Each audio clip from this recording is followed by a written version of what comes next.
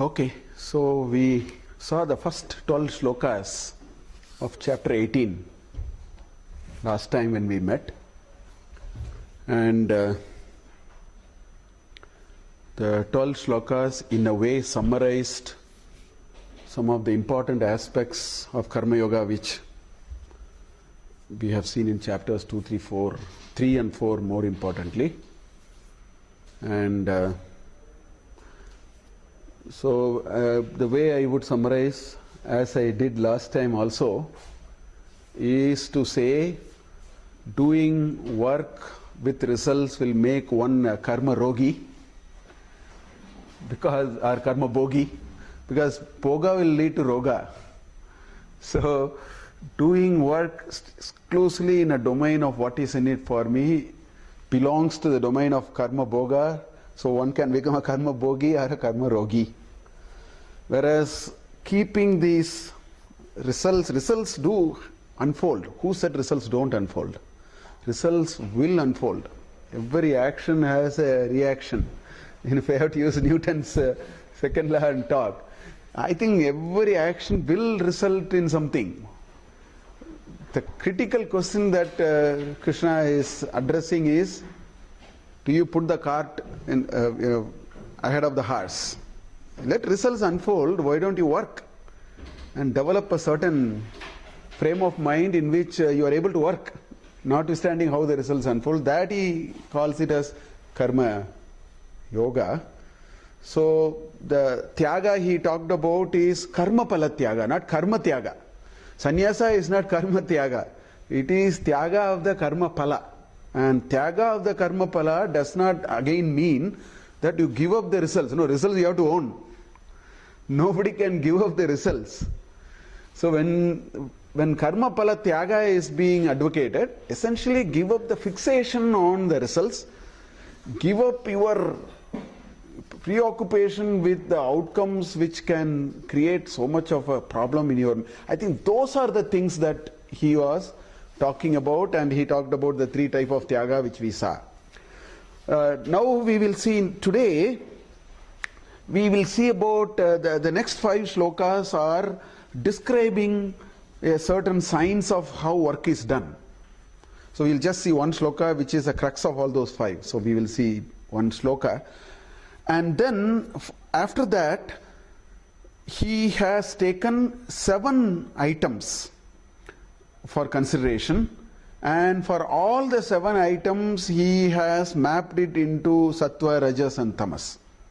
So the 7 items are sannyasa, which he already talked last, tyaga, which he talked last time, and it is about jnanam, it is about karma, karta, dhriti, then buddhihi and sukham. So he has taken 7. We have seen ahara, tapas, and then yajna, all those in chapter 7. So there are in all about 13, 14 of them. This is just an illustration, because there is no point in talking about 3 gunas as a conceptual idea and stop there. It's important to show how the 3 gunas will play out in many things that we might do, how the 3 gunas actually manifest, how the 3 gunas actually express themselves in many things that we do. That's why he has taken. And again, these are just a sample to remind us broadly where these 3 gunas will take us. So that is what he is doing in the next up to shloka 40. That is the stream of thought which is running. We will see as much as we can do today. So last time we saw the 12 shlokas, which started with the question of Arjuna asking what is the difference between tyaga and yoga and so on. Then he talked about the 3 types of tyaga, rajasika tyaga and tamasika tyaga and sattvika tyaga and so on. So we will see the multi-dimensions pertaining to work, and then because those 5 factors he talks about in work, he has taken some of them to map it into Triguna. That's why he is introducing those concepts before he gets into the next set of ideas. So anyway, I have taken only the 14th shloka, not shlokas 13 and 14. I have taken only the 14th shloka. Okay. So he said any work that people do, there are 5 elements which make up for the work. So it is a very generic framework which he is putting ahead of us. So he says adhishtanam tata karta karanam cha pratak vidam vividascha pratak cheshtaha daivam cha atra panchamam. So he says any work you take, from the smallest simple work to, I think this framework can be actually fitted to many things that we have in life. So he says if somebody says there is work happening, somebody says I am doing the work, Krishna wants to tell you you are not doing the work. There are 5 elements, you may be one of them somewhere. You have to actually figure out where you are. That may be the reason why he is bringing it here. So he says there are 5 things. One is adhishtanam. First, there must be a basis for work. There must be at least one person sitting in front of me for me to give this lecture. Otherwise, where is this lecture? I maybe have to talk it to myself. Any work that we do, we need a context. We need a reference frame for that work to happen. You find out any work, there is some reference frame. A student has a reference frame that he or she has to score some mark. Executive has a reference frame that he has to achieve something because there has been told something may be there. See, without a reference frame or a basic context, there is no work possible. So that's the first thing he says. The first element of any work is adhishtana. Then he says karta, there is an agent. Some work is happening, so there is some agent. Sometimes the agent is visible, maybe invisible, obvious, not obvious, evident, not evident. That's not the issue. When work happens, there is an agent which is there. Visible, invisible, known, unknown are all details. So he says there is a karta. That's the second element of any work. Then third he says karanam, which is the action. It's not, of course in one chapter 3 he has said even if an agent doesn't do work, that is a type of a karanam. Because it gets work done in many other ways, it creates work in different ways. So at that subtle level you can understand. But the point is, the third element of work is some action. Something is happening. Some thing related to that is happening. That's the third element of a work. Pratak vidam, different types of things that can happen. Activities may be involved, different types of things may be involved in getting a work done. So pratak vidam karanam cha. Then he says vividascha pratak cheshtaha.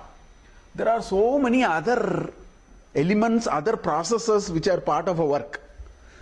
So many other activities which are again, it is not just evident just seeing at the front. There is a whole back office which works in everybody's life. Everybody's life has a back office. We must understand there is a back office running in what I do.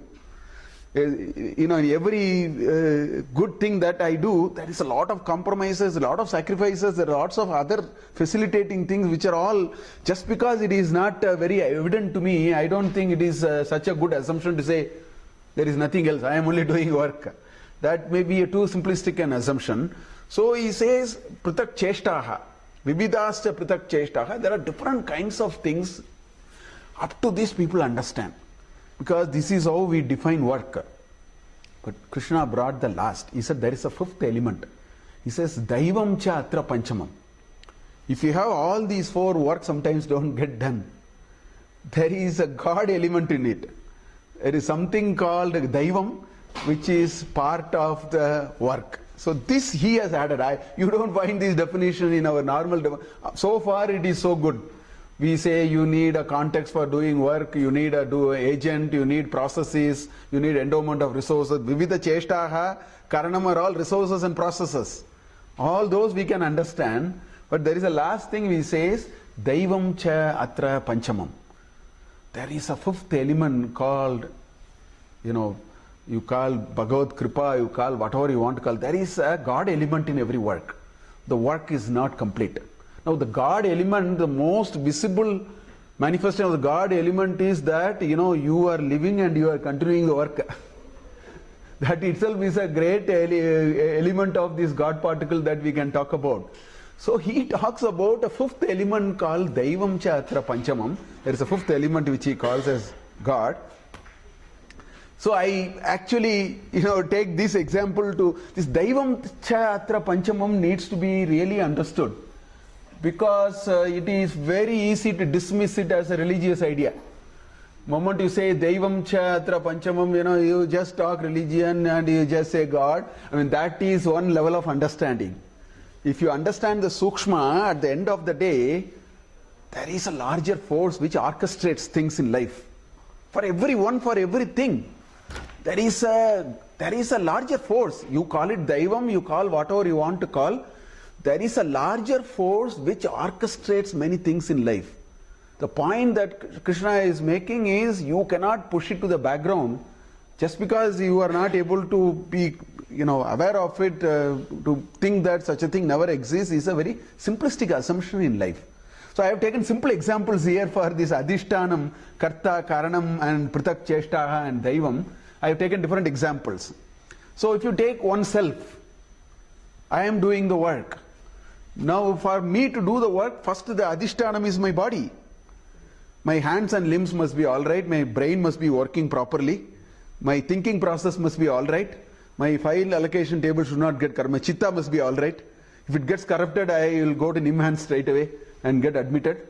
So many things are there. So the body, when I say body, what I mean is body, mind, intellect complex. Each one of us have a body, mind, intellect complex. That complex is the Adhishtanam for us. If that is not alright, no work is possible. So that's the first thing. And I am the agent or the doer, the I.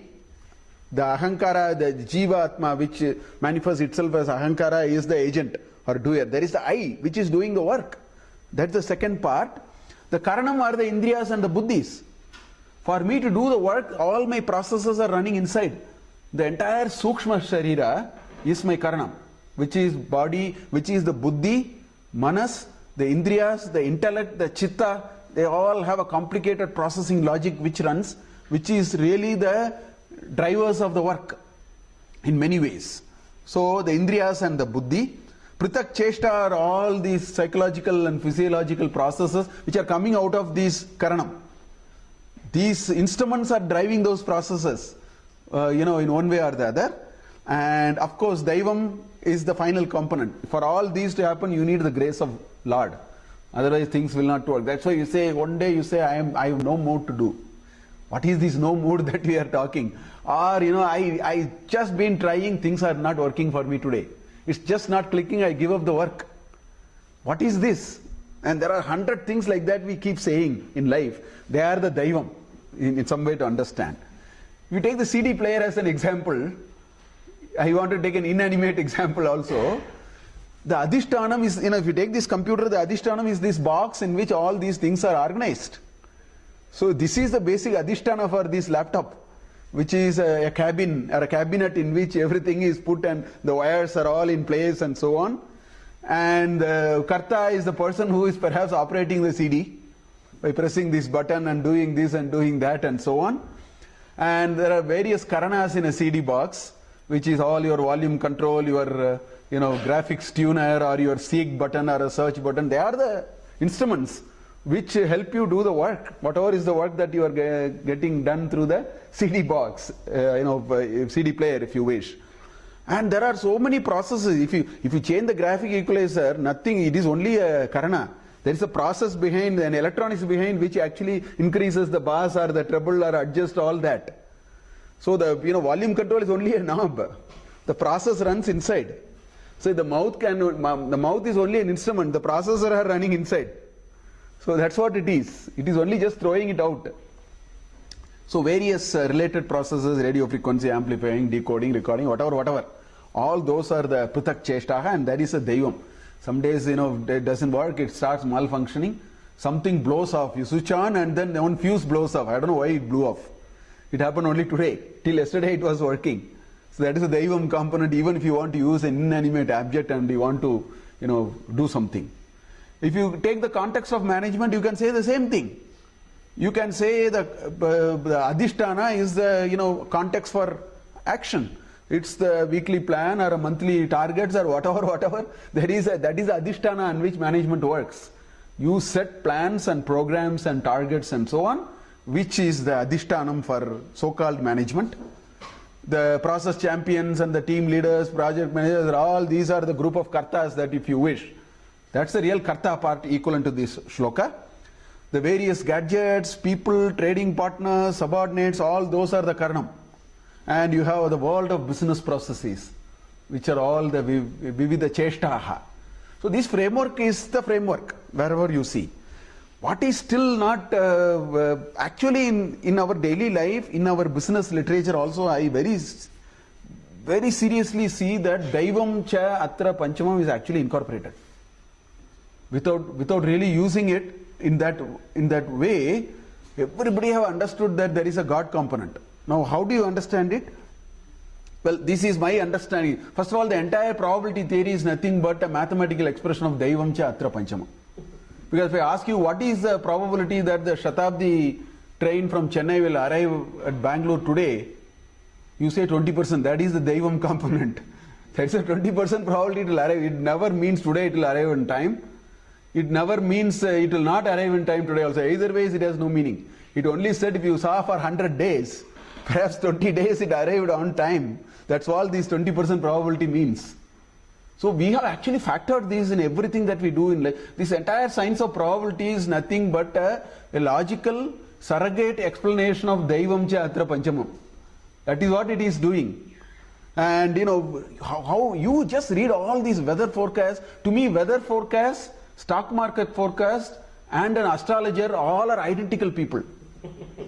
Only thing is the attire is different. Astrologer comes with a nice sports, some religious marks and maybe veshti and all that he may come. Whereas stock market fellow will come with a coat and a suit, but all of them say the very similar things. They will on an average say something.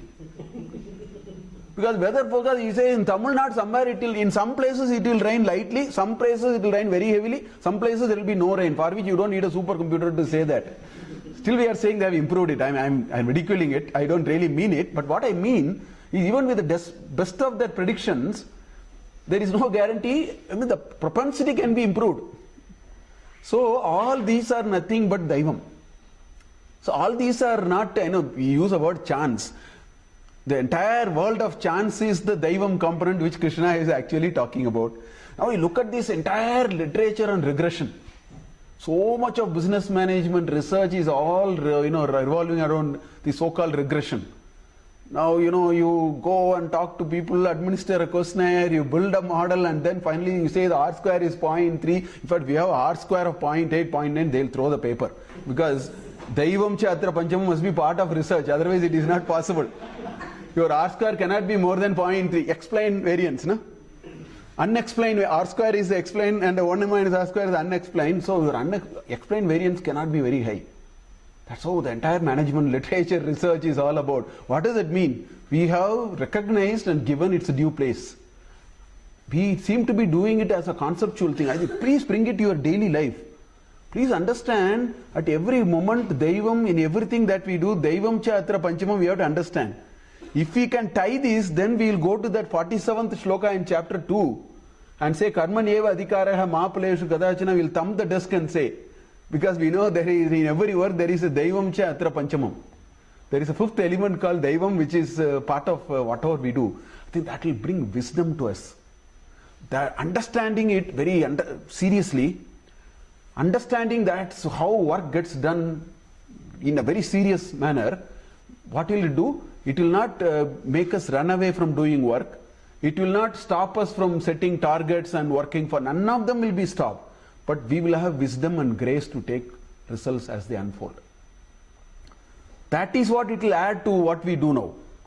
It will never dissuade us. A true seeker, a person who wants to achieve things will not actually stop saying all these. But he or she knows that he or she will develop the grace and the wisdom to take results which may be sometimes a little different, sometimes very different, sometimes too much different. All that they will have the wisdom to take because the Daivam component is rolling the die. So I think that is what Krishna is saying through these shlokas, and he used this karta and this all that into the Triguna framework. From now on, we will see the Triguna framework which he is bringing, because this entire triplet, the third 6 chapters of Bhagavad Gita rest on that 21st shloka in chapter 13. he says, Purusha is resident on Prakriti. Purushasta Prakritistaha Prakritijan Gunan. There is one shloka. Karanam Sangaha Asya Asad Sad Asad Yonisu Janmasu. There is one shloka in which he says, it is this Purusha which is pure and Prakriti which can color the whole thing. So the Purusha uses a gum called three gunas. With that it gets stuck. Moment Purusha gets stuck with Prakriti, then it goes through all the pluses and minuses of the world. That's a very important shloka, 21st shloka in chapter 13. And so the entire undoing this puzzle of life boils down to working on the gunas. This gum must be dried so that the Purusha escapes from the Prakriti. That is real liberation. That's real freedom. While they are in work, that's real freedom. So the entire discussion is on understanding this gum called guna. And the entire discussion in the third triple of Bhagavad Gita is all about how do you dry this? How do you obliterate this gum so that the Purusha and Prakriti can disjoin themselves? That is why we need to develop a good understanding of. So the science of guna is very important in our personal trajectory. In our development, self-development, science of guna is very important because that says that proportion of the gunas is what is going to create this difference to us. We will do the same thing. Janmas after janmas we will do the same thing. Life will be no different. It will be this endless, cycle in which we will be going through. Moment you want to change the trajectory of this, the science of guna is important. That is why Krishna, instead of simply talking about sattva, rajas and tamas, he said, if you have your proportion keeps changing, you become more sattvic and the proportion of rajasic comes down, the proportion of tamasic comes even down, how will you behave? How will you respond to situations? That is what he is describing in great detail in chapter 16, chapter 17 and in chapter 18, after introducing the concept in chapter 14, which is a framework of trigunas. That is why he is getting into all these. Now if we look through all these, Sir, yeah. So this Devam can also be taken as a free will, which induces free will or manages free will? No, that I would understand Daivam as a force which can make your disposition more conducive to use your free will better. It's like a catalyst for you. It's a field. It's a field. The pattern, Daivam is a field which can adjust the pattern so that, your free will can be exercised more. So those are the three gunas of buddhi, three gunas of dhriti, all those are there in a way. Now, if you look at the three gunas, we'll see you see three gunas of jnana, dhriti, karta, and karanam, and sukha, all that we will see. But before that, I want to leave some thought as to what these three gunas are actually conveying subtly. Although it is a certain example of what it is happening and there is a pattern. Now to me it appears the three gunas and the composition of us, because we all will have our own RGB. The three gunas are in certain proportion, and moment somebody says I am sattvic or somebody is sattvic, essentially what it means is the proportion is dominantly sattvic. There is rajas and tamas. The proportion is dominantly on the sattvic side. Now, how do you see, so which means, although the RGB is endless, the color combinations are endless, for practical purposes, we are drawing three boundaries. We are saying a set of attributes are sattvic. If somebody behaves like that, we say that person is sattvic. If somebody behaves in a particular way, we call it, which means that might include a variety of combinations of RGB there, sattva, rajas, tamas there. That also is said in chapter 14. He said how one guna will be always predominating the other two is what he has said. There is a shloka which says that. So the question is, what are these three gunas? How do you relate individuals and life choices to the three gunas?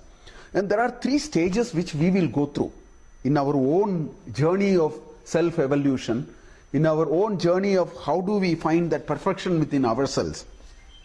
I thought there are three things that will happen.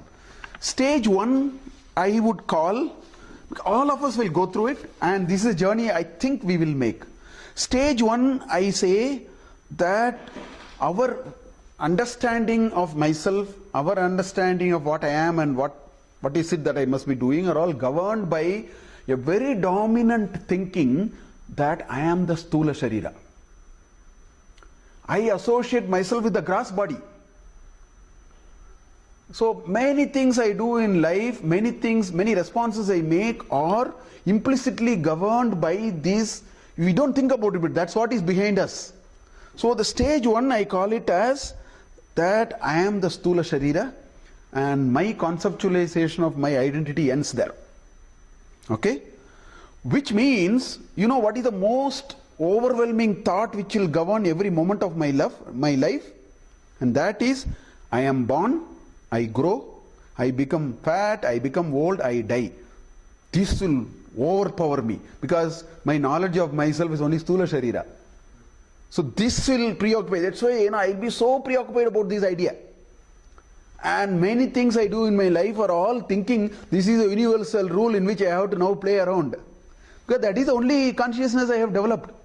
So I am born, I grow, I become tall, fat, old, I die, all that. So which means the governing philosophy will be dominantly materialistic philosophy. Because now I have to do something about this. I have to defy my age, I have to escape death. But Buddha was asked, Bimbisara asked Buddha, you are a great prince, what are you doing? Buddha asked only 2 questions. He said, if you guarantee these 2 things, I will walk back into a prince. The first things, yatra yedi ishta jananam viyogaha na bhavati. Can you guarantee me that the people who are close to me will not be separated from me? Means they will die or I will die. That's the separation. Will that happen? That's the first question he asked. If you guarantee that, I will walk back. Second thing, yedi janma jara maranaha na bhavati. Can you guarantee me that I will not have jara, I will not have old age, I will not have death? No science can guarantee it. At best, what science can do is take my brain and transform it elsewhere. Some of parts is not, you can transform every part of Mahadevan and you will not get the Mahadevan out of it. Because the chit is different from these are all jada in our conceptualization.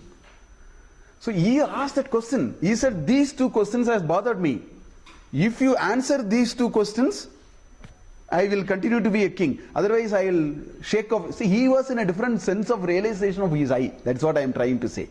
So this is level 1. So it is all materialistic philosophy which will dominate because I need to maintain, preserve the body, and I have this, because I have this body, I exist. So the body is central to what I do in life.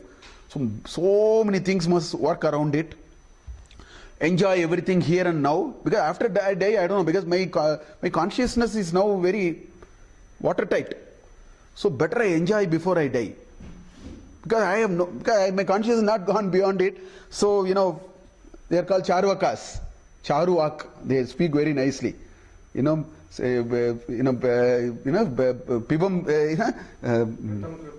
Gritam, Gritam Pibet, Yavat Jivet, Sukham Jivet, Rinam Kritva, Gritam Pibet. That is their philosophy. As long as you live by enjoyment, and you drink ghee on loan if you don't have money. Drink ghee means it's an indicator of materialistic life, a pleasurable life. Credit card company is there, don't worry. That kind of understanding, Charvakas. Anyway, that is stage 1. That may map to one kind of a guna. This is my reading. Then there is a stage 2. All of us will go through this. Nobody can escape this evolution. We can delay it, we can procrastinate it, we can keep quiet. All of us naturally evolve. Only the speed we can control. At best, we can only control the speed, stand for some time, park for some time. Nobody can escape. Vayam sarve amartya purushaha. We will have to realize immortality finally. There's no escaping from that. So the second stage, what I feel is, I am not the Stula Sarira, I am the Sukshma Sarira. I get a little subtle in my understanding. Because by repeated questioning, I find I cannot be the body. Because if I be the body, there are 100 ways I can actually show that I am not what I am, because in 2 years I was different. My photo was different, I look very different. In a biological sense speaking, all my cells have died in about 6 years or 7 years. It's been completely repacked with new cells. So whichever way argue, you will find the futility of that argument. So the second thing is, I am the Sukshma Sharira, not the Stula Sharira. If that is the case, then that's the time some knowledge gets into us and creates a little bit of a challenge. Because now we have actually questioned this dominant thinking, I am the Stula Sharira. And it takes us to challenges the previous conceptualization. So what will I do? Now this will arouse more curiosity. The acceptance is not the issue here. It actually puts you on the middle of the road. It unsettles you from that perspective, but it's not going to settle you here. That is where I think reading of scriptures, right, reflecting on one's own experience in a big way, transcending the physical aspects of physicality of oneself, the thought will become a little stronger. It will challenge the earlier conceptualization. We will start moving into a different kind of a conceptualization. So we will begin to model this Linga Sharira as, rather than the Stula Sharira, we start thinking there is something called, although we may not be very clear what it is, but we will start modeling Linga Sharira and Karana Sharira. If you peep into that reality, then you will understand that there are two more frameworks you need. One is transmigration, which is not one Janma. The moment you come out of Stula Sharira, Janma theory is gone. I mean, the one Janma theory is gone. Punarjanma will come. That framework will come, inevitable. Secondly, what will come is, if Punarjanma comes, then this simple accounting 101 logic will come. You do whatever you do in this Janma, right, the end of the year, find what is your retained earnings. Plus or minus, carry it forward to the next year, post it onto your balance sheet and then go on. The going concern will come in. So the Vasanas, the Karma Pala, the Punarjanma, this framework will come in. That is real progress. It is not retrograde. It enlarges your understanding of this I. So the second set of transition and some of the gunas composition may lead us here. That is what I think. That's why the behavior.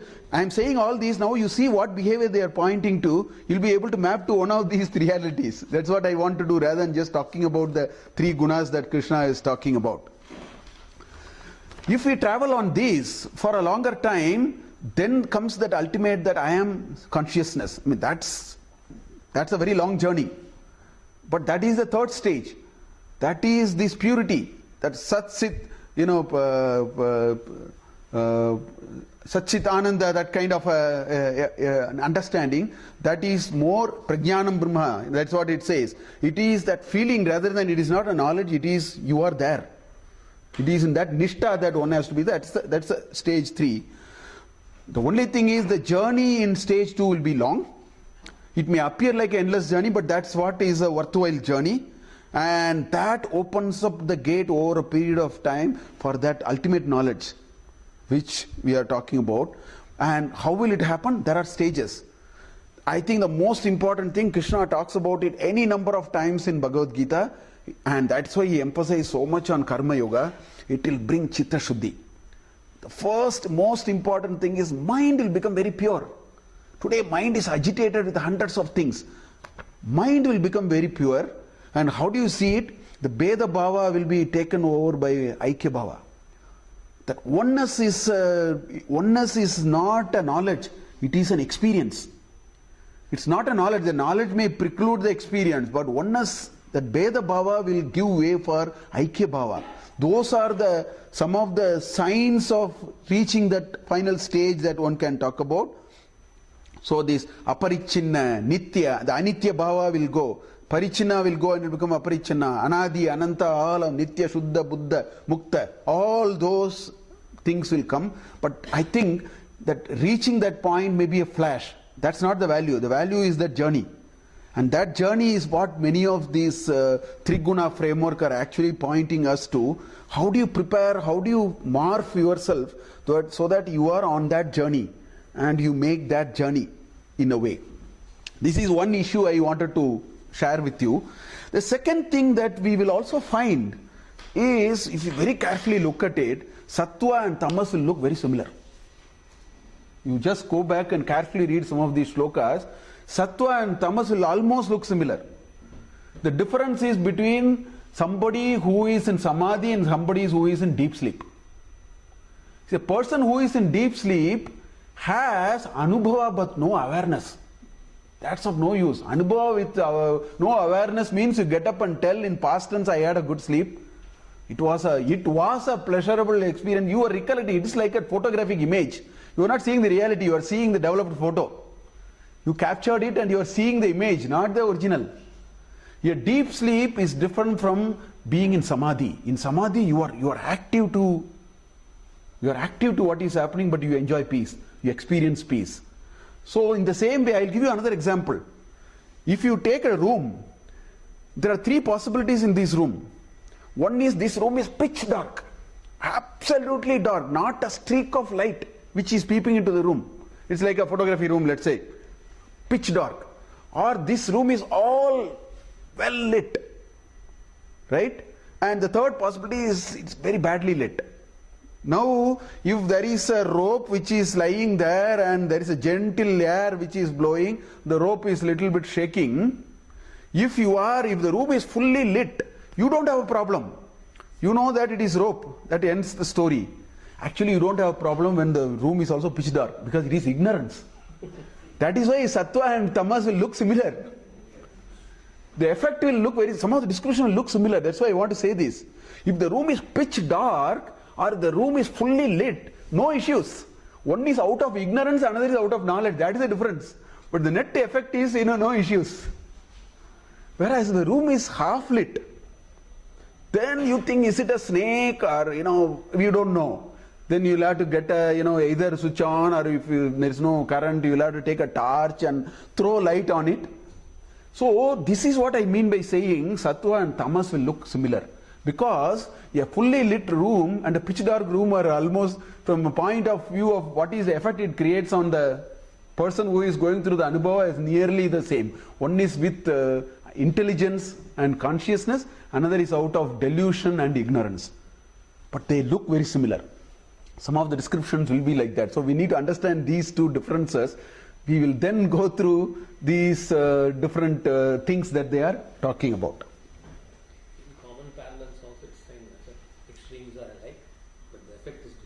Yeah, in fact, it's always the two extremes look very similar, but they have certain very important attributes which make the difference between them.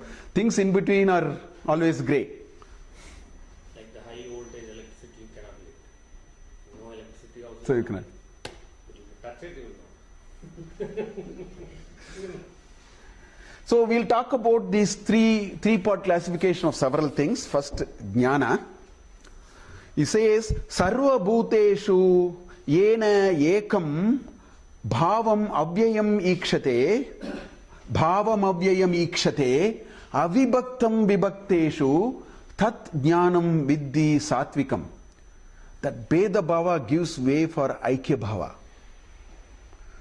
It's much easier, he is the greatest seer who, while he is seeing the difference, must be able to see the oneness behind that. This entire effort of chapter 10 and chapter 11 of Bhagavad Gita is meant only for this. The Vibhuti Yoga and the Virat, the Vishwarupa Darshana, they have this great message. You see one in the many, that is Vibhuti Yoga. Moment you say one in the many, you should graduate to many in the one, which is the Vishwarupa Darshan. And if you have mastered both the art, see, moment I show you a lump of gold, you must be able to see the universe of gold in that. You should be able, moment I show a stone, you must be able to see the universe of stone in that, but you should be able to see the stone also. So you should know where the platform is common, where the platform is different, and you should reconcile these two. That is what this jnanam is all about. So avibhaktam vibhakteshu. Vibhakta is one which is separated. Vibhajya means, that's why Prathama Vibhakti, Dvitiya Vibhakti, that's what they take the Pradipadika and split it into many things. So Vibhakteshu, although the world looks like a world of multiplicity, outcomes look very different. Can you see through and then see the thread behind all that, which is Daivam Chatra Panchamam? Can you see a common thread behind all these? If some people have developed more and more that propensity, which means they see differences at one level, they see oneness at another level. That's why vibhakteshu. So which means there is an existence of differences, in that you see avibhaktam.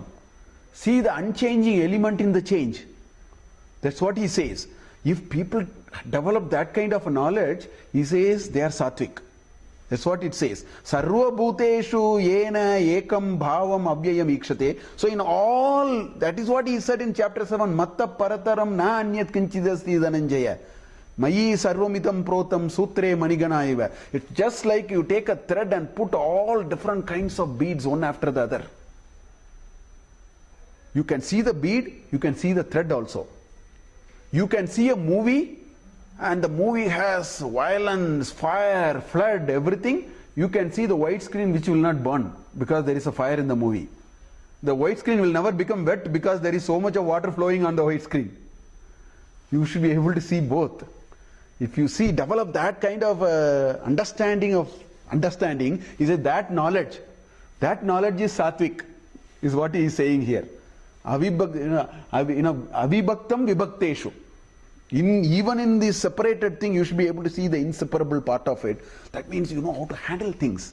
You have reached that, you are closer to that stage 3 we are talking about, where the Bheda Bhava is, in fact, Brahma Bhava and Bheda Bhava is like darkness and light. They can never coexist.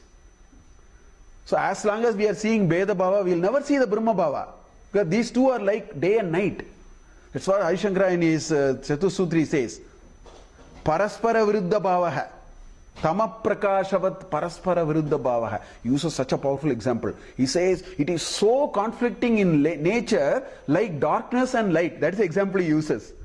Because light and darkness can never coexist. As I was hearing one pravachana, so he said, sun wanted to see darkness, so it said, I will wait for another half an hour. How can sun see darkness? It is not possible. That's the thing. This is mutually exclusive to that. So if you are able to see that, you will see differences, but you will not see Bheda. You see in a different kind of a thing. That's what he is talking about as a sattvika jnana. Pritakttvena tu yat jnanam, pritak is separate. Pritak is separate.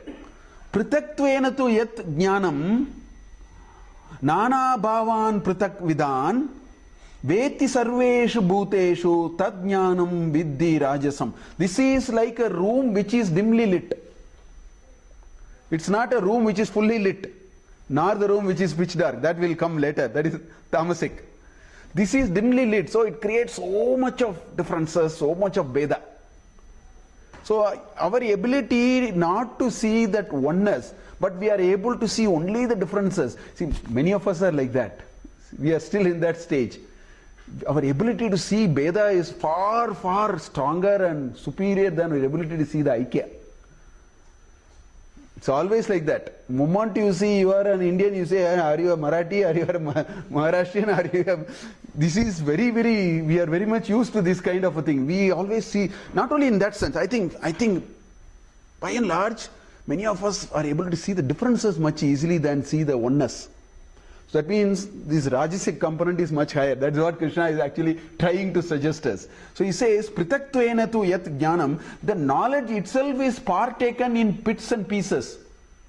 Why? Because that's the only way we are able to understand. So this idea that you divide into pieces and understand it, which is the Western paradigm for knowledge, is not something which is fully accepted here. That's the other thing. Sum of parts is not equal to the total in some ways, if you see. So, Nana bhavan pritak vidan. So all that you see, you partake in your life and understand are all in compartments. It is with a paradigm of Bheda, with a paradigm of differences with which you understand. He says that jnana is less than perfect because that is Rajasic, is what he is saying here. Then he talks about Tamasic jnana. Yat tu Krishnavat, it looks like complete. Yat tu Krishnavat ekasmin karye saktam ahaitukam atattvartam and alpam. So there are three conditions he says. He says in a particular thing, You have a feeling you have known everything of it in completeness, but then if you analyze it, that sense of completeness that you have come to a conclusion to is characterized by three things. It is ahaitukam. You cannot use reason and logic and justify your understanding. It says, it is without reasoning. It's difficult for you to reason out how did you arrive at the conclusion, right? Atattvartham. It is without the first principles, without foundation. The tat padartha is missing there. The tattva is missing there. It's some fancy understanding of things and you think that is that is everything. This is as good as saying you enter into the pitch dark room, there is a big black cobra here, and you enter into a pitch dark room and say you are comfortable saying everything is fine here. That is the best example here. Because ahaitukam, atattvartham, alpam, that is a very contrived, smallest piece of knowledge you have got. That's all you have got. So he gives these three, adjectives to that. He says such knowledge that people seem to have and claim that is their knowledge are all tamasic kind of knowledge. So he has explained knowledge from these three lenses: sattva, rajas and tamas.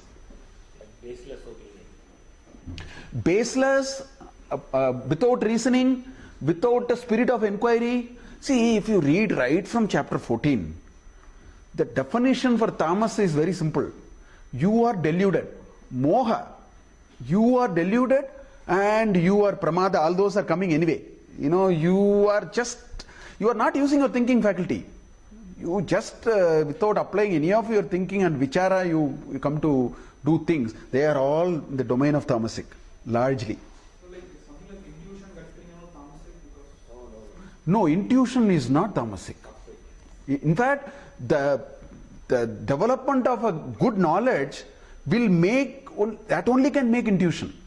The intuition is, we use a word intuition, but the intuition is this, really, distilled knowledge which has accumulated in us. That is what shows up as intuition.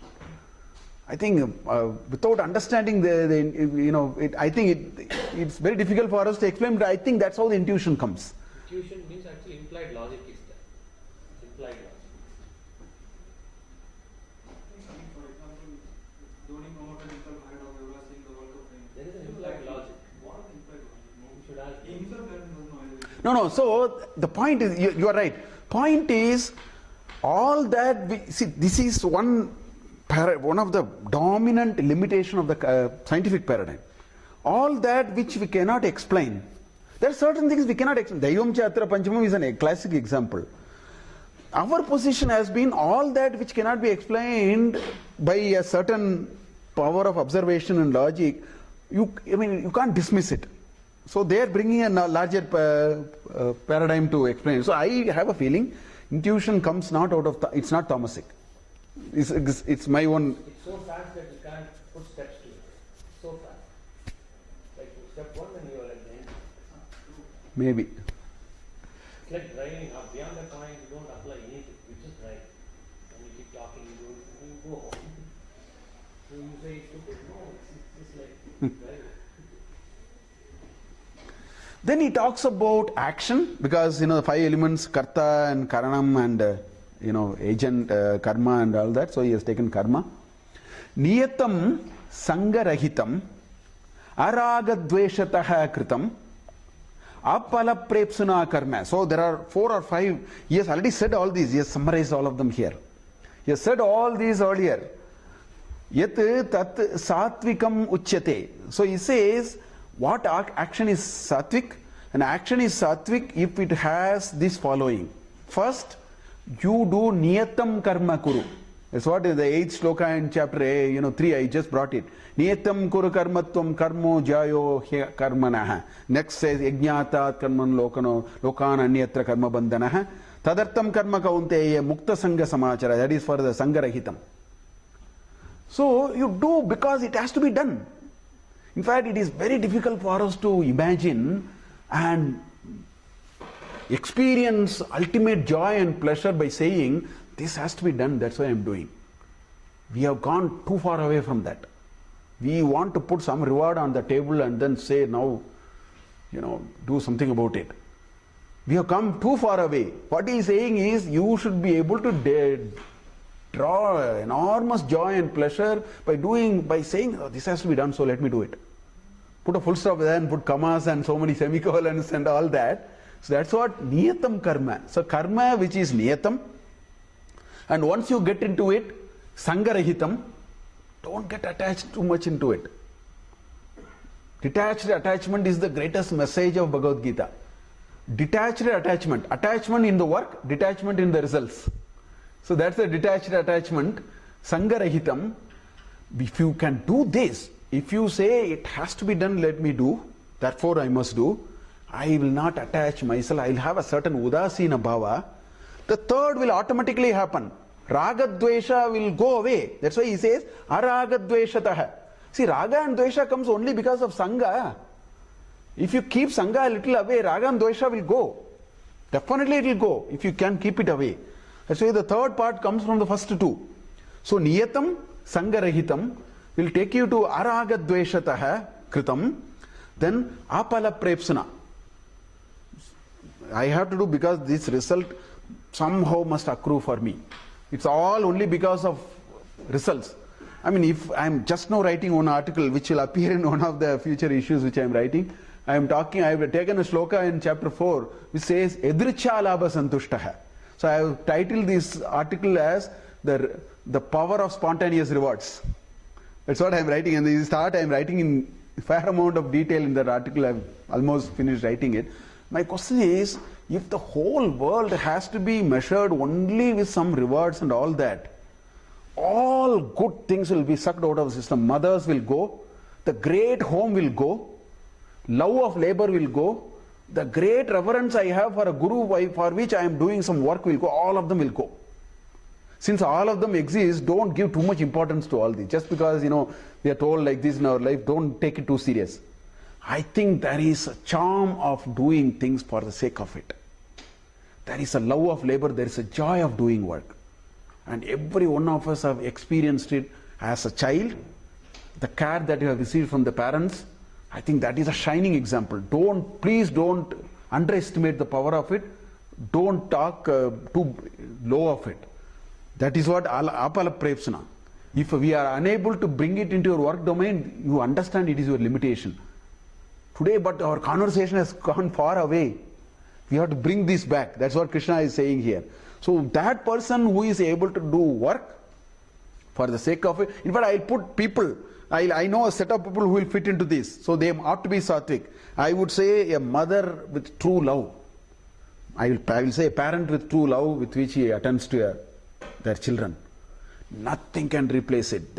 At that moment they are very sattvic. At the next moment we may become rajasic, tamasic, that's a different issue. If you take that slices of your life, that's a shining example of sattvic. The effort we put for our guru, all of us have our own guru whom are, my high school teacher, I remember him. He has passed long back, but I will never, I can never forget him. Never. In my village, that person who got the President of India award, I can never forget him. And if you ask something, the care and the joy with which all of us do it. That's the second example. That a person who does it with that kind of a reverence, anything which is done with reverence, anything which is done with pure love, anything which is done with pure devotion, these are all will fit into this. They ought to be sattvic. The question is, can you not extend the domain?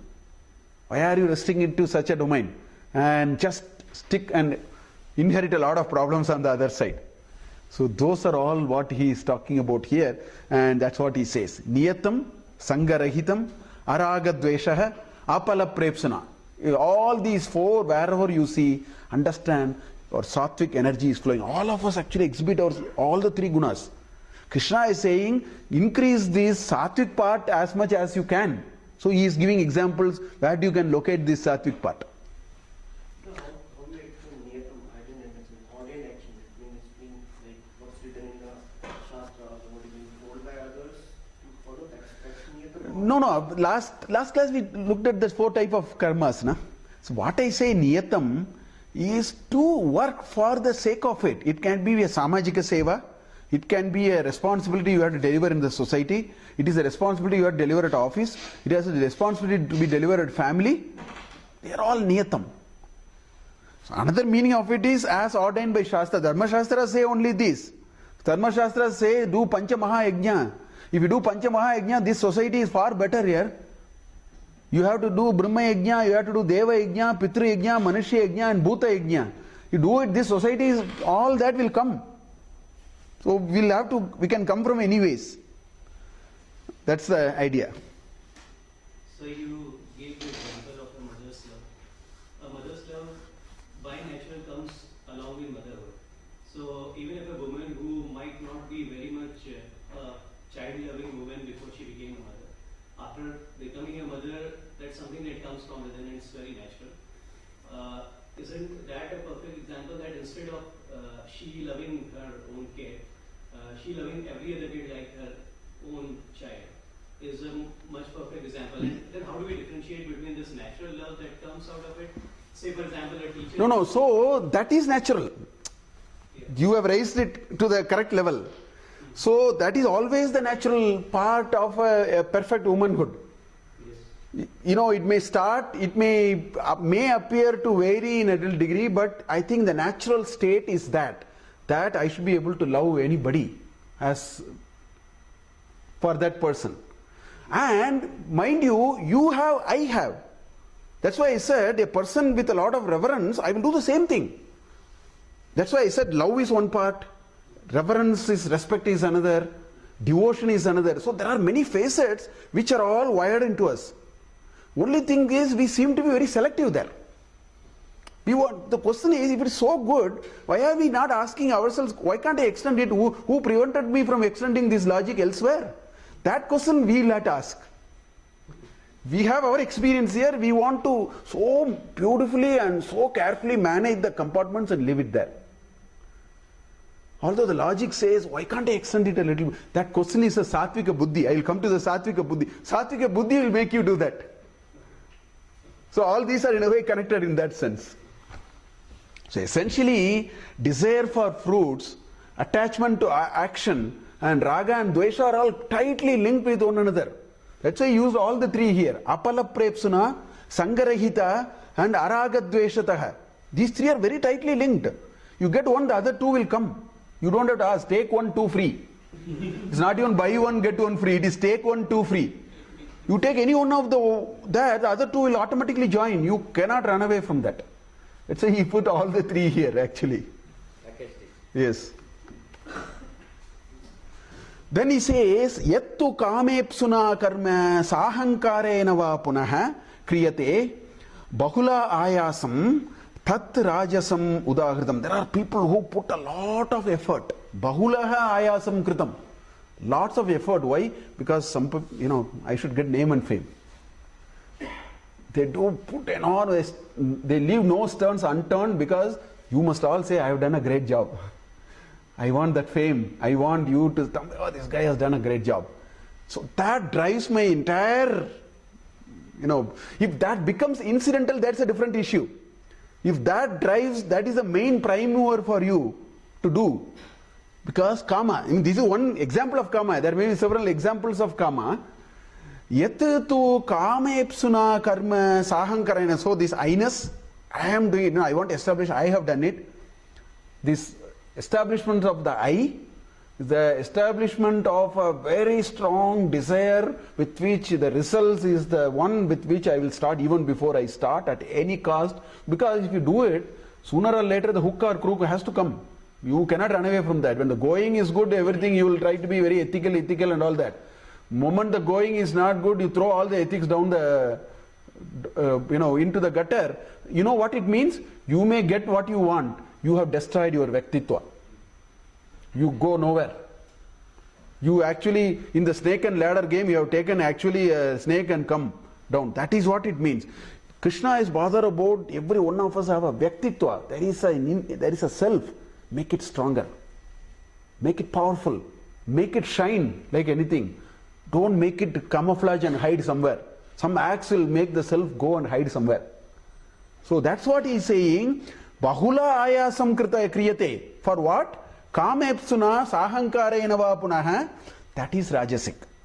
He says that means we are still in, predominantly we are driven by this rajasic tendency in us. That's why we engage. In fact, the greatness of all these texts is, nowhere you read not Bhagavad Gita, you read anything. Very, very rarely only you will say this is wrong and this is right. That recommendations will be very far and few between. This is a culture which believes that everything should be left on the table. The grand shloka in Bhagavad Gita is finally Krishna says, I have said, you decide what you want. Who is going to say that? I mean, that's the greatness of this culture. It's not on gunpoint, this is the only book, this is the only day, this is the only, all that we don't believe in. Ye yatamam prapadyante tamstataiva bhajamyaham. That's all. Krishna says, all roads lead unto me. You take a longer road, good luck. You come by the shortcut, good luck for you also. I have put everything on the table. That's why you will not anywhere see this is good. We may use our own Veda and start saying this is bad. I may even create an impression like that, but that's not the intention. It says these are the pros and cons of these. That's what he's saying. Nowhere you will find in most of the texts you will not find it. It will only say this is what it is. It will leave it like that and it's up to us to take it.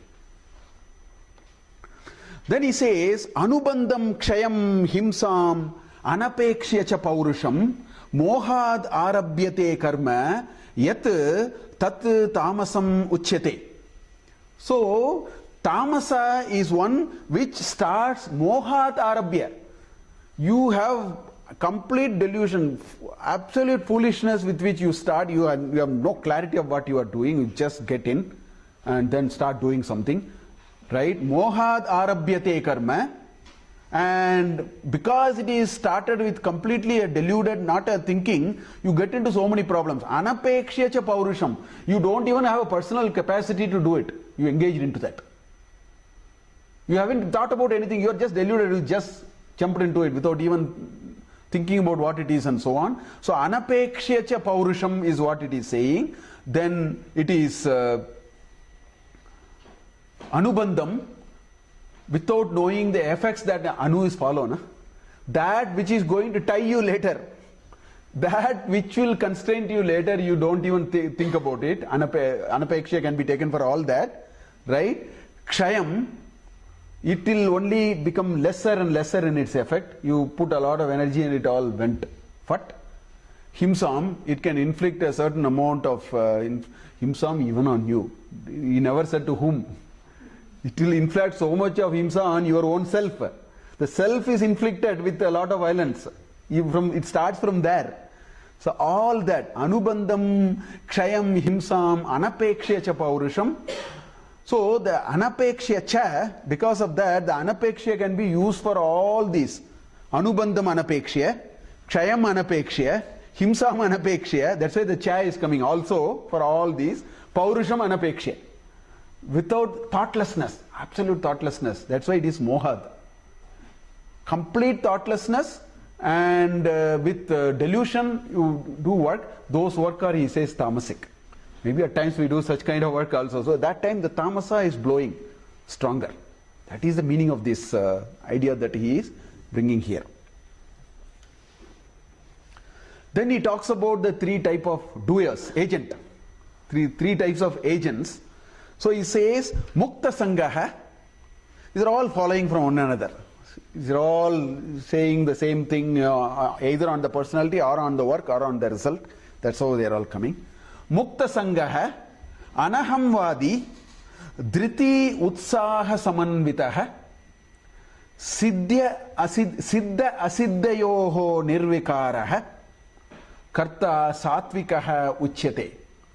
So that agent, that doer is sattvic when he first doesn't bother about whether the work is resulted in favorable outcome or no favorable, siddha or asiddha. Moment we are so fixed on it, the work will be of inferior quality. 1,000 times Krishna has said in Bhagavad Gita. Because you have only so much energy. You have only so much energy. Now you have to divide it between dreaming about the future results and tweaking the results and doing. You have to, you have X amount of energy. Possibilities are you put all the X amount of energy in work, or take Y out of it and start dreaming about whether the result will come who should I, butter and what should I do and those kinds of things. He says, you find out which one will do a good work. I mean, he uses simple logic. That's why he says, anapeksha. Siddha siddhyoho nirvikaraha. All those that are happening should not affect you. Then you can concentrate on good. You can do a good work. And the good work is for your joy. Rewards, let it come one way or the other. Yadricha labha. That spontaneous reward. There is no match for spontaneous reward. And you don't have to go too far. All of us have experience in our life. The child grows from the age of 1 to 3. And the reason why this child actually got, if the child decided, is it worth getting up and standing, it would have never gotten up. If the child decided, is it worth speaking? Child, in fact, the point is, Yadricha Labha, if somebody can practice it, we'll be very steep in our learning curve. That's what the child is. It takes spontaneous rewards and forgets it and goes. It draws energy from there and goes. That's what Krishna used in chapter 4. Yadricha labha santushtaya is what he said.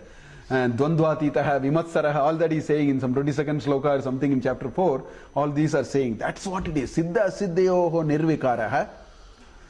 Mukta sangaha, anahamvadi. If you do these three, the dhriti and utsaha will come. The fortitude, the will, and the energy will flow uninterrupted. These are the ones which will interrupt your flow of energy. That's why if you take care of these, dhriti and utsaha is a normal fallout of these. So some of these recommendations, if you fix the others, the other automatically fixes. That's why he says dhriti utsaha samanvitaha satvikaha uchyate is what it is. In fact, as I have written here, can external failures and successes be useful for growing inwardly? It can never be. When failures happen, or if successes happen, if that is going to the basis on which you are going to grow your inward world, you are risking on too much. The inward world rules are very different. These are the rules. You can become stronger as a self, notwithstanding what happened outside. That's what he is trying to get here. A Satvik has that possibility that you can keep that and keep these into compartments and you can do things.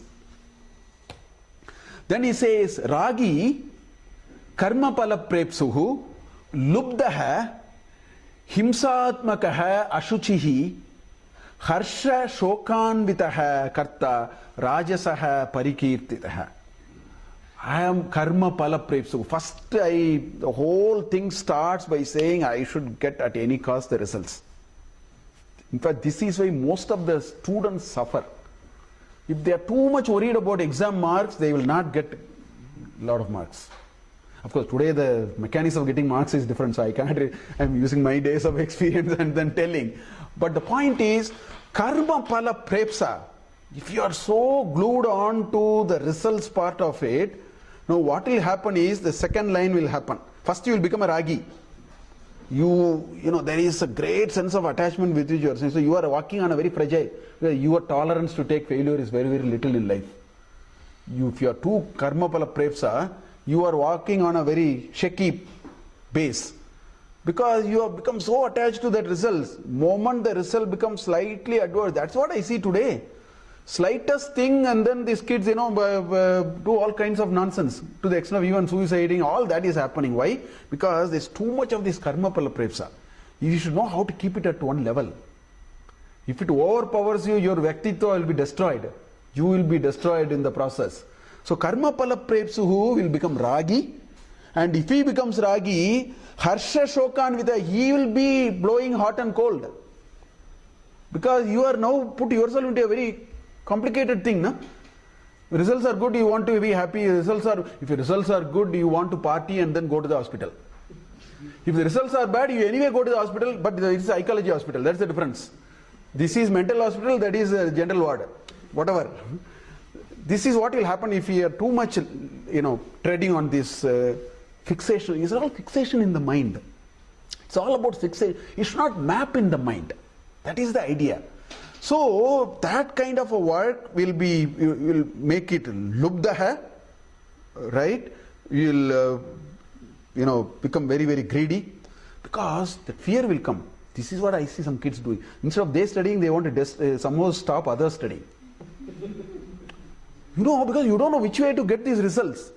Now the results will overpower you. In the spontaneous rewards, I have written all these. The results will overpower you, that you will, after a while you will find out, you can shortchange the system. Instead of acquiring knowledge, you can acquire marks in different ways. And your acquiring mark can be a function of others not acquiring mark also. There are many paths it opens. That's the Lubdha behavior. That is what Vimarsara, all that comes only because that Raga, Karma, Pala, Prepsa puts a lot of energy force, pumps out a lot of energy force. Himsatmakaha, Ashuchihi. All these are coming out of it. Your thoughts will become unclean. You will get into, because there is this fear of not getting. That's why Sanghas, Dhyayate Vishayan Pumsaha, Pumsateshu Upajaya, Sangat Upajayate, Sangat Sanjayate Kamo, Kamat Krodaha, Krodat, Mohaha, Mohat, Smriti Brahmaha, Buddhi Nashat Pranashyati. There are 62 and 63rd sloka in chapter 2. This whole thing is so beautifully explained there. What may appear to be a very unwitting, simple idea will just destroy you finally, if you don't keep it under check. And when you don't keep it under check, you become a ragi and you become a karma pala. That's the meaning of these words. At any cost, at one level, at any cost will come, and then we don't know where it will take us. These are all rajasi. He says that's not a great idea. Then he says ayuktaha, prakritaha, stabdaha, shataha, naishkritikaha, alasaha, vishadi dirka sutri, Chakarta Tamasa Uchyate. The word I love is Dirgha Sutri. There are lots of Dirgha Sutris. In fact, if somebody says I am very busy, I am more or less certain I have enough experience in my life, they are Dirgha Sutris. Because a person who does a lot of work has never said I don't have time. I only wonder how much effort, how much job he is taking on to himself. Moment people say I am busy, you can have a surveillance camera, you can find their Dirgha Sutris. It's very Tamasic behavior. And a person who works never says I am busy. And the person who says busy generally doesn't work too much. You can check this for yourself. It's very Tamasic behavior, actually. So he says, Vishadi, Dirgha Sutri is a very confused person. He procrastinates. He keeps on saying something and so on. Correct? And then Ayuktaha, he is not a very composed person. He is not a very composed personality. That's where the whole problem is. He is an Ayukta, not Yukta. He is an Ayuktaha, Prakritaha, very primitive. Not Samskritaha, he is Prakritaha. He is not well composed. Ayukta is Prakritaha. Stabdaha, it's very arrogant. Shataha is very dishonest. Okay? Naishkritikaha, he will do things which are not to be done. Malicious. Naishkritikaha, alasaha, very lazy. So he has put all these words, and many of them are Dirgha Sutri. And they are the people who will pretend to be very busy and then doing a lot of work, and they will not put output, input. They will manage probably the reward system than the work. That may happen, I do not know. It won't happen for long. It may not happen for too long anyway. So all these he is talking about as Tamasic agents. Then You cannot fool the fifth element. yeah, not for too long. That's right. Then he talks about Buddhi and Dhriti. The question is, why does he talk about that? I just want to a little bit give why this is a very, very important thing. The reason why Krishna is talking about this example of Buddhi and Dhriti, actually, if you remember in chapter 6, there is a very nice question. There are two very, very good questions which Arjuna asked in chapter 6. One question he asked is, Chanchalam hi mano Krishna pramadi balavadridam tasyaham nigraham manye vayoriva sudushkaram. Krishna talked about, dhyana and all that. Arjuna listened to everything very obediently. And finally he asked a question. The question he asked was, Chanchalam hi mano Krishna pramadi balavadridam. See, this mind you are saying, dhyana and all those are fine. This is such a powerful fellow. Pramadi balavadridam. Mind is so obstinate and it is so adamant and so on. You are telling all dhyana and all that. So he says, what you are saying, let me tell you what it is. It is like catching air, trying to catch and control air in open space.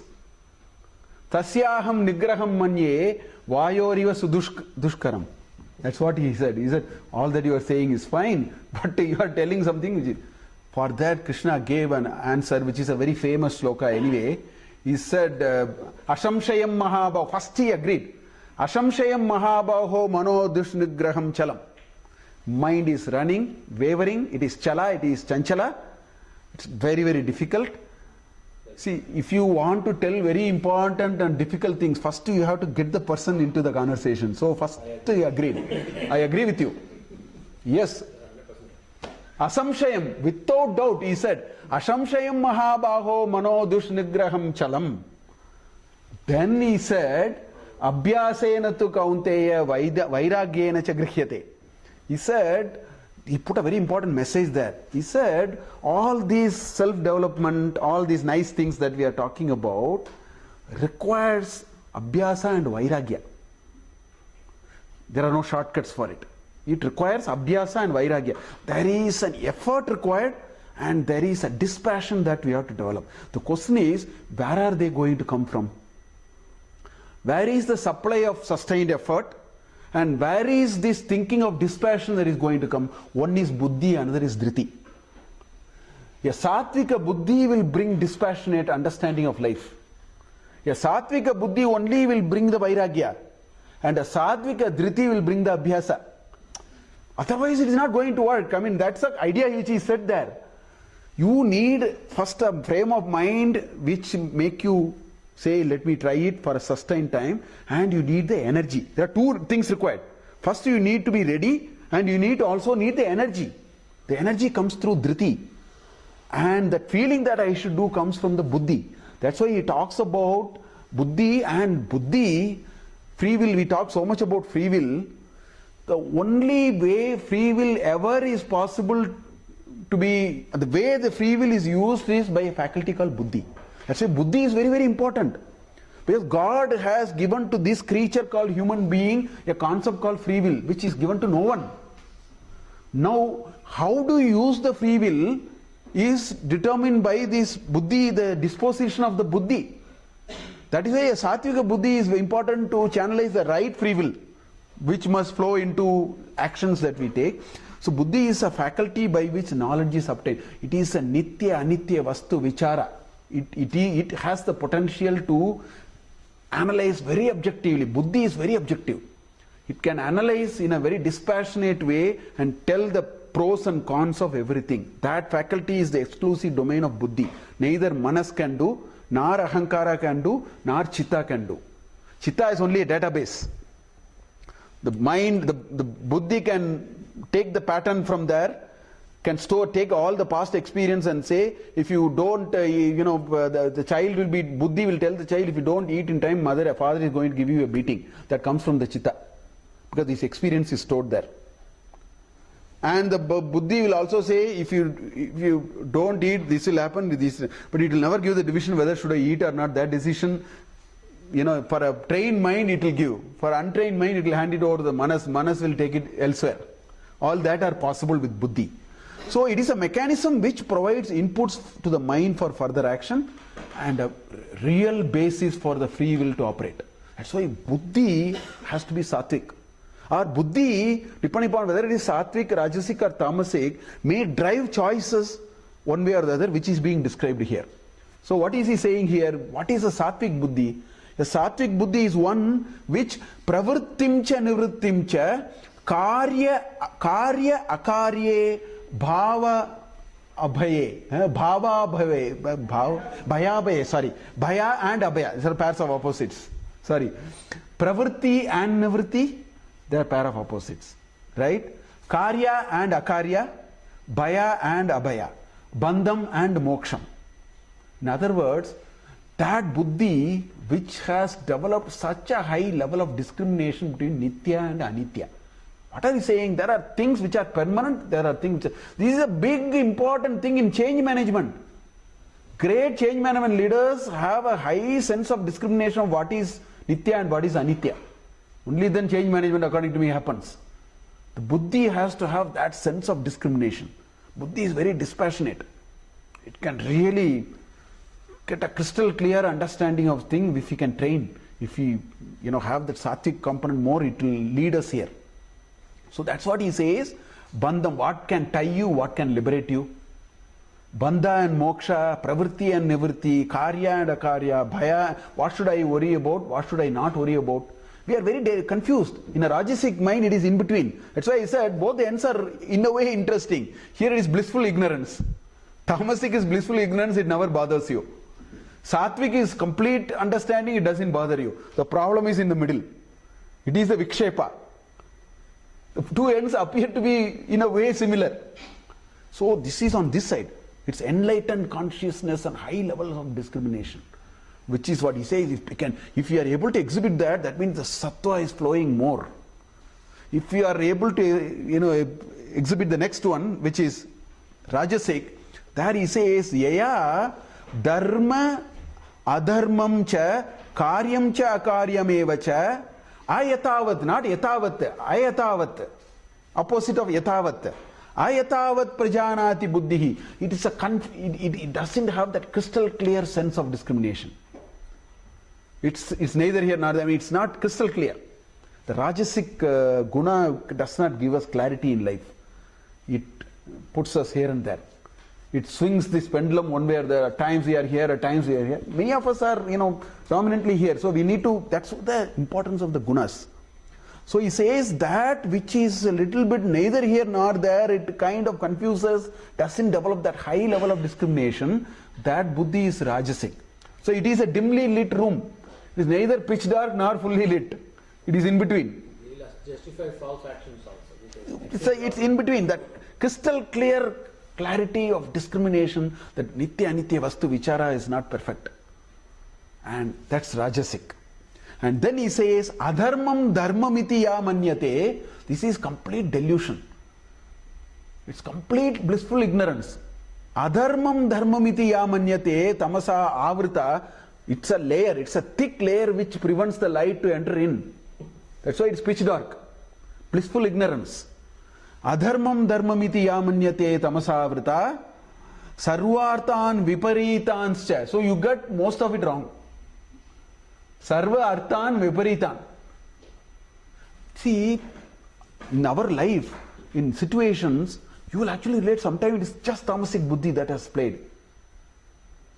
It is just tamasic buddhi. That's why in chapter 3, in the 36th sloka, he said, Anichanapi vashneye baladiva niyojitaha. He asked that question. He asked that question to Arjuna. He said, why did I do it?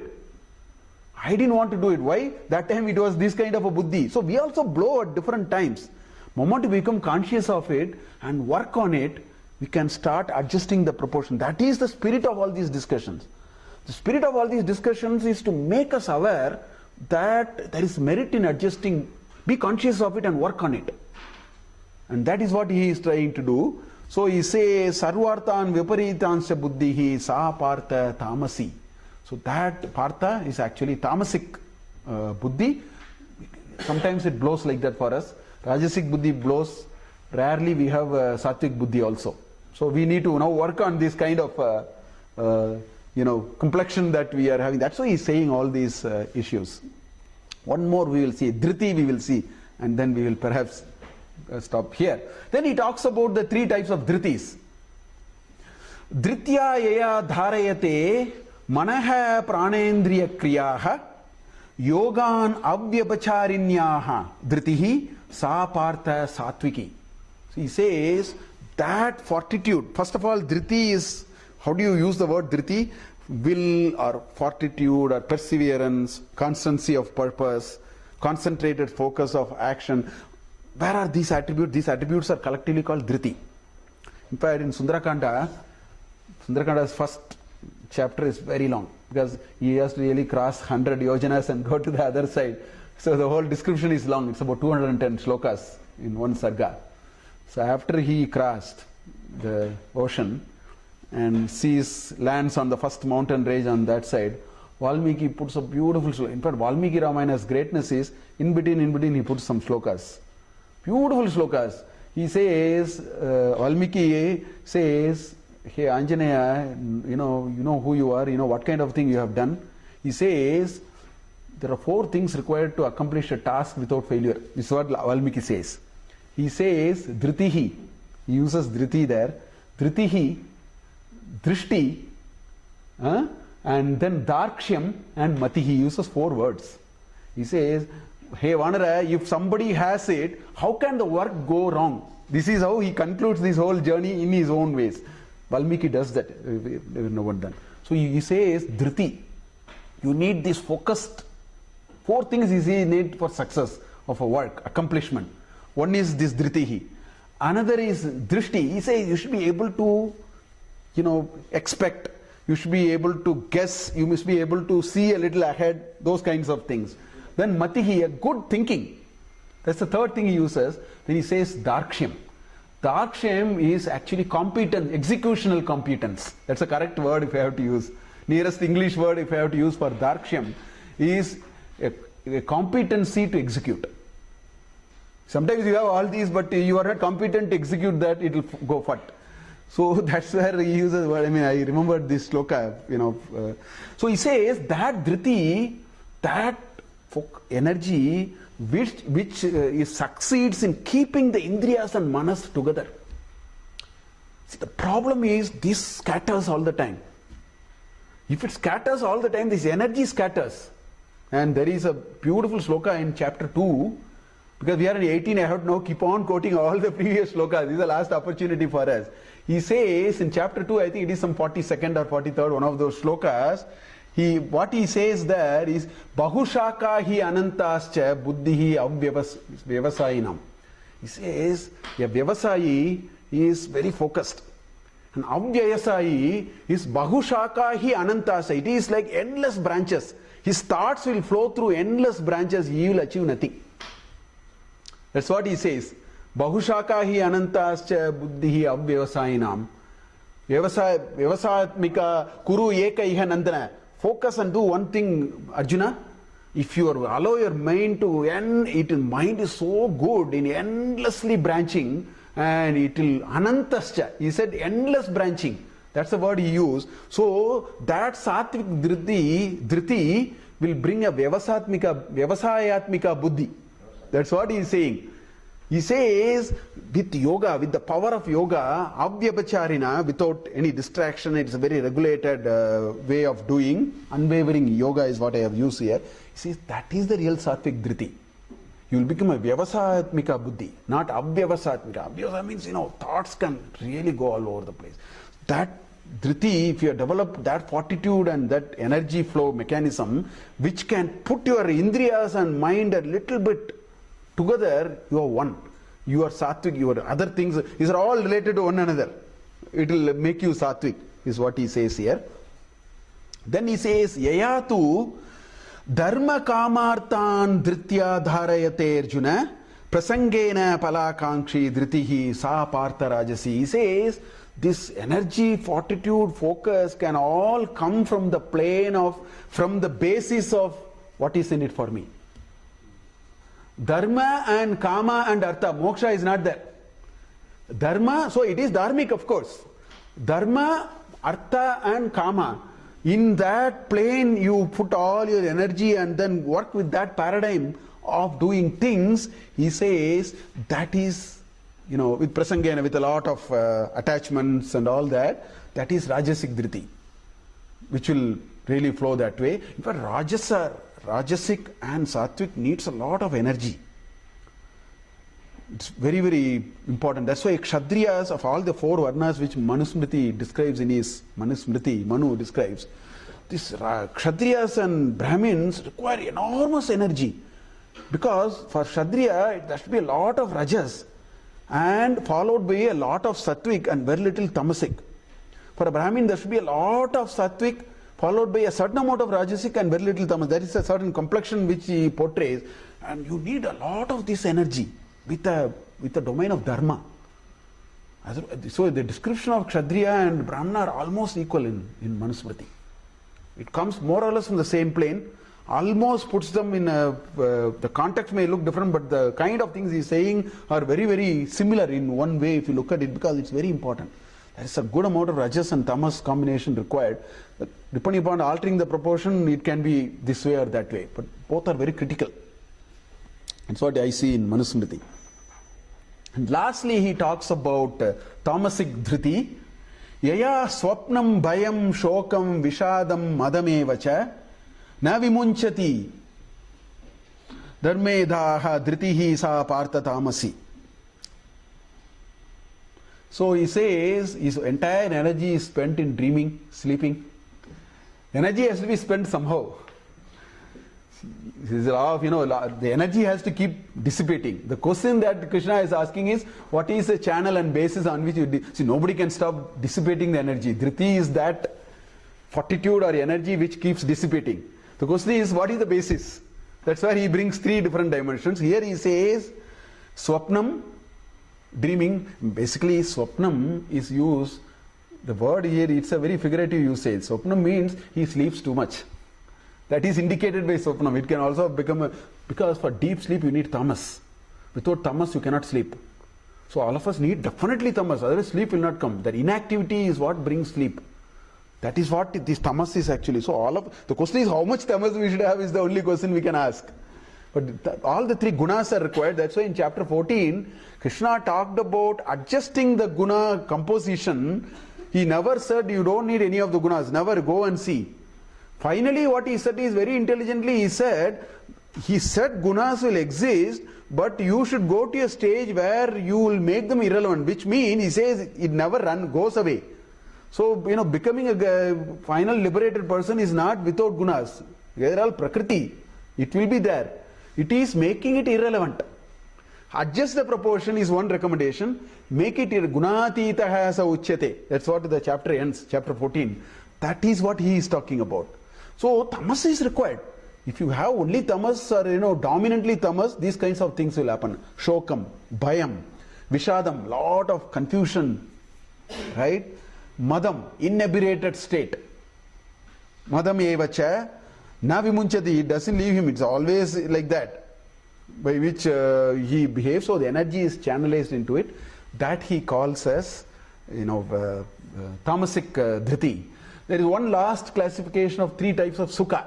He also talks about three types of sukha, which we will see in the next class. Already 7:32, I think we must stop here. So we will continue in the next class. Thank you.